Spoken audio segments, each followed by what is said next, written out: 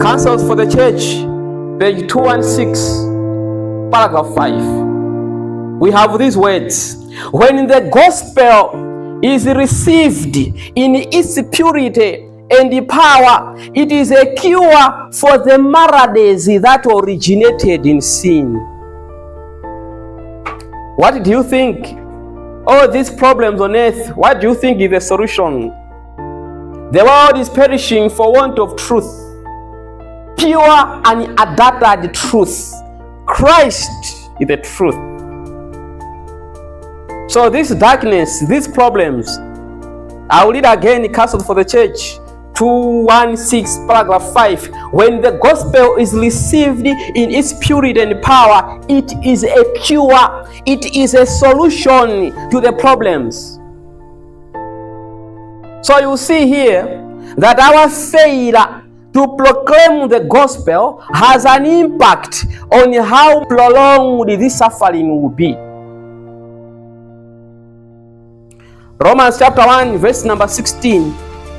For I am not ashamed of the gospel, for it is the power of God to salvation. I'm reading again, Romans 1:16. For I am not ashamed of the gospel of Christ, for it is the power of God to salvation for everyone who believes, for the Jews first and also for the Greeks.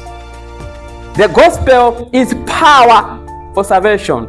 The gospel is a cure for the maladies, for the problems that have engulfed the world in the present age. How is the gospel cure poverty, mental health, hopelessness, stress? The gospel is the cure. How is do you agree that the gospel is cure? How is the gospel a cure? If we read Matthew chapter 24, verse number 14, you will see how the gospel is cure. Matthew chapter 24, verse number 14.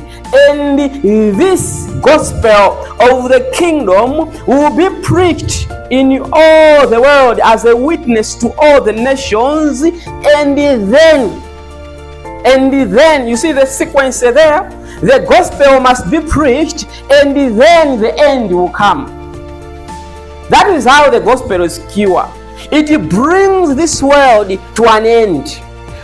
When this gospel is preached faithfully, this world shall come to an end. That is how the gospel is a cure.